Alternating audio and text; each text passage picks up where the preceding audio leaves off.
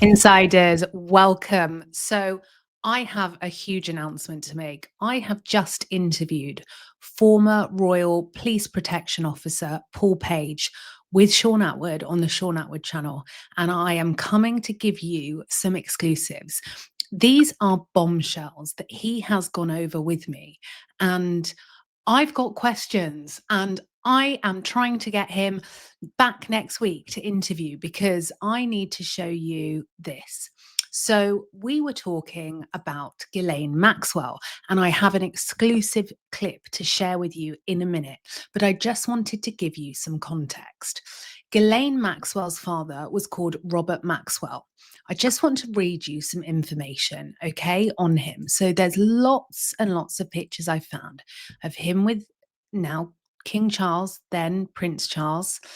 Um, the rabbit hole goes very deep on this one. And Andrew's relationship with Ghislaine is very, very much deeper than we have ever been led to believe. So, just a bit of information on Robert Maxwell, and this is taken from primary news sources. Okay, there are some amazing investigators online, people like Ryan Dawson, people like Whitney Webb. I will work on bringing those to this channel because they are absolutely voices when it comes to Epstein, Andrew Maxwell, that I believe have put in the groundwork and that you should hear from. So, Robert Maxwell, these are ChatGPT only pulls from primary media sources. It doesn't recognize people who don't fit with the narrative. So, this is just what I want to read you before I show you this exclusive clip from Paul Page, which honestly, it's left me shocked. So, Robert Maxwell was a British media proprietor and businessman best known for building a publishing empire and for his controversial career in media and politics. So, he ran Pergamon Press from 1950 to 1980. Under Maxwell's leadership, Pergamon became highly profitable, pioneering the rapid publication of scientific research. I've got questions about that. His success made him a millionaire and an influential figure in British business. Now, just to interject here, it's very common for influential figures in politics, business, media to meet with the royal family publicly. But there did seem to be a lot of pictures that I found online. Continue. Media empire expansion. In the 1980s, Maxwell expanded aggressively into mass media. He acquired the British Printing Corporation, Mirror Group Newspapers, which was publisher of the Daily Mirror, and Macmillan Publishers. He also had interests in television, the New York Daily News, and other international media ventures. So, Maxwell, when he died, I just want to read you exactly what ChatGPT pulls up before we go into the video. How did Robert Maxwell die? And you really can't make this up. Robert Maxwell died on November the 5th, 1991, under mysterious circumstances while he was aboard his luxury yacht, the Lady Ghislaine, off the Canary Islands. Here's what's known about his death. Now, what's so interesting, insiders, is when you ask ChatGPT, what it brings up is so vanilla, whereas when you ask true investigative journalists like Ryan Dawson, like Whitney Webb, you get a completely different answer. And that is why I'm so keen to bring them onto this channel. So, disappearance. Maxwell was last seen on the evening of November the 4th, 1991, when he did not respond. The next morning, a search was launched. Body found. His body was later found floating in the Atlantic Ocean near his yacht. Official cause of death. A series of autopsies suggested that he died from drowning, although heart attack and accidental fall were also considered possible contributing factors. Speculation. Because of the timing, just before his company's financial frauds were exposed, his death has long been surrounded by speculation. Theories range from accidental drowning to unaliving and even beep, but none were ever proven. Now, I would say that's exactly how it was intended to be. I have been on a yacht several times. not now, that was my old life, and not that I frequented them a lot, but I have been on them. They are full of staff. It is impossible that you could fall overboard and not be seen. So we can rule that out. But what we will be able to do is we will work on getting the voices like Ryan Dawson and Whitney Webb on this channel, Insiders, because that is what you deserve. That is what we all deserve, because for too long, our mainstream media have sold us propaganda. And I have so many questions from this interview with Paul Page. So I'm just going to put this onto the stage now for us to watch, because truly it is mind-blowing. You know, from Buckingham Palace. That is not a police officer's job. We're there to protect the royal family from threats and stop anyone from getting in. We're not there. We're not a taxi service to drive his bits of fluff home, as you want to call it. We're there for a job. So that's misuse of a police officer. And then picking up golf balls, for crying out loud. You know, one of his PPOs, I was at the garden. You've heard it so many times. And his turned his protection officer, a highly trained officer, into a ball boy. I mean, come on. You know, this is how he regards his people that are there to protect his life. So you can imagine how he treats other people. Golf balls, for crying out loud. Golf balls, for crying out loud. Oh. You know, one of his PPOs, I was. Just to interject here, guys. So Paul Page was a former Royal Police Protection Officer for Andrew. And from what Paul has told me, he was very much the palace, it seemed to him, tried to discredit him, tried to make him look unreliable. And he was positioned by them as someone that might not be credible. And that is what I took from what he said to me. I want to categorically tell you that, having worked with hundreds and hundreds of people who have been in the public eye, there is nothing disingenuous I found about Paul Page. I found him to be an absolute truth teller. And we have seen so many times back in history, as far as you can go with media and with elites, they try to paint the whistleblower as unstable, unreliable, opportunistic, out for a quick buck. None of these things are true with Paul Page. He was totally honest. He was an absolute joy to interview, because he was, I believe, telling the truth. And so what he's talking about in this clip is he is sharing with you that Andrew would often send his private police protection officers out to take women home, and women that had arrived by taxis and were young, but Paul did not believe they were underage. And in hindsight, he now believes they were, shall we say, ladies of the night. Now, it's important to say that obviously, if people want to live their lives and engage in that kind of thing, that's a personal preference. But where it does become our business is when a private police protection officer for a royal is having to ferry people around and do things outside of their job remit. And all of this has been hidden from us, the public, it would seem. And so we are absolutely entitled to this information. Many people, I've noticed, in the public domain are pushing and parroting a narrative that is, people are trying to bring the monarchy down, leave them alone, they're on the edge. Well, I'm afraid we've all been on the edge when we've been going to work, busting a gut to pay for things. We've all been on the edge when we have been law-abiding citizens. So, insiders, please never be gaslit, bullied, or manipulated into not being a critical thinker. It is absolutely a fundamental right of yours in a democracy. So you are entitled to question everything. Continue. At the garden, you've heard it so many times. And turned his protection officer, a highly trained officer, into a ball boy. I mean, come on. You know, this is how he regards his people that are there to protect his life. So you can imagine how he treats other people. In fact, you've probably heard the story. The maid was called up 3 flights of stairs into his personal apartments just to shut his curtains, and he was sat right next to him. Right, all on record. This is. So we're getting a picture, and that's all I've ever said. I just want people to know the kind of man he is, because all we see is the ribbon cutting and the saluting and the flag. Yeah. You know what I mean? When they're on these doing these different openings and and all this, but when they're off duty, I've seen the real Andrew, and that everyone has.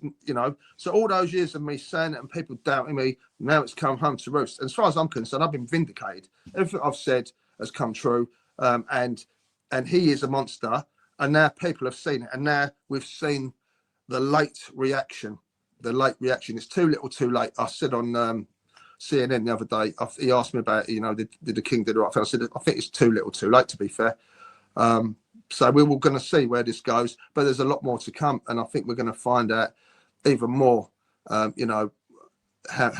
awful this man is. And I call him a man because he's not a prince. He's just Andrew Mountbatten Windsor now, and that's a better ring. That's a better ring. But I think the next title he'll probably get, hopefully, will be defendant. So we'll see. Yeah. So Paul is quite confident that Andrew will be taken in for questioning, and he believes that Andrew will now be pulled in as a normal person, not as a prince, because we know the title has been taken away from him. I still have reservations about that. I've seen the elites weaponize money, power, and influence, and we know that the Met Police has corruption that runs incredibly deeply, and I'll be coming on to that soon, insiders. I mean, that would be amazing. How much did you see Ghislaine Maxwell when you were there? Yeah, I saw her on a frequent basis. She was a regular visitor, and as I said, she had the run of the palace. So she would, in effect, was never stopped. She was a bit like part of the royal family. We'd see the car. It was a green Range Rover she had. Sometimes she'd be driven in it by a chauffeur. Sometimes she'd be driving it herself. As soon as we saw the car, we just let her in, and she'd go straight into the quad, into Andrew's, private apartments. And as I said, look, the picnic was started off when we saw him having this intimate picnic in the back garden, very lavish picnic. And then from there on, my attention was drawn to her. And then, as far as we were concerned, myself and my colleagues, they were in some form of intimate relationship, bearing in mind the amount of women we've been letting into this man, in for this man. And now all of a sudden he's got this, Maxwell is visiting him on a regular basis. So we just thought it was another one of his, conquests. Define regular. How regular? I'd say at least see her once a week. But don't forget, I was on different shifts. So other officers would have seen her as well. One of my colleagues told me, and this is from him, and I trust him. He had 30 years service, unblemished record. She came into the palace 4 times in one day. Wow. So, yeah, she was a regular to the point where, as I said, we came to the conclusion, because she was in so regular, once, twice a week, whatever. If I was on an early son or late son, I'd probably see her twice a week, say. And then, so from that basis, she was just like, there was no one else had access. Let's put it this way. No one else had that kind of access. She didn't have any ID. Even household staff, even though they've been there years, would still have to present their ID to us. Wow. Yeah. But she would have access, but she had no ID, but we would just have to let her in. So the rules were completely different for her. Completely. I found recently some pictures of Ghislaine's father, Robert Maxwell, with the royals. And you just think it runs deep. Yeah. The story that's always spun is just utter rubbish. They think we are born yesterday. Yeah. I mean, don't forget, that interview that Prince Andrew done all those years ago, they should have got a grip of it and said, listen, we need to do something now. But they didn't, because the Queen was still alive. I think they thought they could stay still. Well, they did have the power to pattern it out and, calm it down. But obviously, like you said, they think we're peasants and we're stupid. And this is the problem they've got, because they live this life of luxury, and everywhere they go, someone's bowing and scraping and this, that, and the others. And, and they think that we are just simple people, and that we should not have the cheek to question anything that they are involved in. Well, listen, I agree with what your family business is none of my business. In terms of if you have a row with the Queen or whatever, your wife, that's none of our business. But when you're on the public payroll and then something's happening and then we find out you've been abusing your position in so many ways, then it is our business. Yeah, I mean, Prince Andrew used to use the Royal helicopter to go and play golf, because we used to see him coming out in the garden with his golf bag, throw up his PPO, obviously carrying that, putting it in the helicopter, and he'd fly off under the guise probably that he was doing something for the UK trade envoy. Insiders. So we've got a lot to go through with that. I've made some notes. So we've got Ghislaine Maxwell that gets instant access to the palace. I've been to Buckingham Palace. My father was awarded an OBE, and the process to get into Buckingham Palace is lengthy. Whilst that is a different side to the palace that I went into for a formal engagement, what Paul said to me tonight on the Sean Atwood channel left me feeling hugely concerned, because he said that they had to, as royal protection officers, let the women that arrived through without ever questioning it. That's deeply concerning. And if they did not do that, they would experience the wrath of Andrew. And he spoke to them appallingly. They were made to do things that were not part of their job title. And the very fact that Ghislaine Maxwell just went straight through, and that was expected. She was the only person that went straight through. And she was so close to Andrew that she didn't need ID. She was so close to Andrew that 4 times in one day she was at the palace. She was so close to Andrew, at least twice a week she was there. And that was just what one Royal Protection Officer saw. And so then you see pictures like this, which is Ghislaine Maxwell and Kevin Spacey having a laugh. I believe this is at Buckingham Palace. But then this article, which was taken from the BBC website, says Prince Andrew hosted Epstein, Maxwell and Weinstein at Royal Lodge. Prince Andrew hosted Jeffrey Epstein, Ghislaine Maxwell and Harvey Weinstein at Royal Lodge, the prince's private home in the grounds of Windsor Castle. Now, obviously, we know that Harvey Weinstein is in jail. Jeffrey Epstein was in jail before he miraculously became unalived.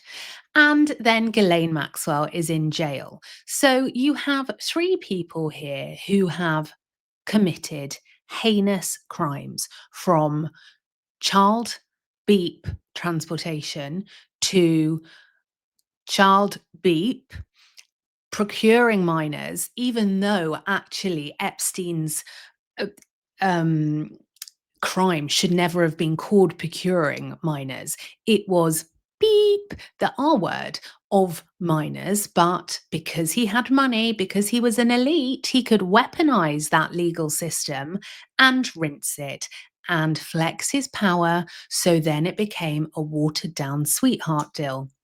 And then we have Harvey Weinstein, who is a grotesque male that is in jail. So you would start to question, wouldn't you, as a critical thinkers at home, like we all are, how on earth has this happened? You've got 3 people, all of which are in jail for abuse of power, abuse of women, abuse, in terms of Jeffrey Epstein, of children. And so we then know that Ghislaine, who is in jail, has just walked straight through to the palace, and that was expected, that was allowed.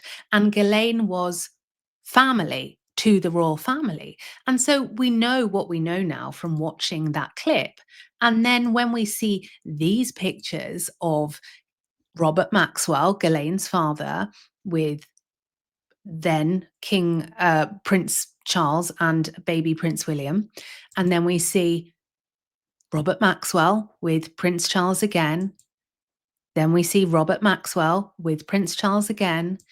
Then we see Andrew, nearly called him Prince, no prince of ours. We see Andrew with Ghislaine Maxwell. Then we see Andrew with Ghislaine Maxwell again.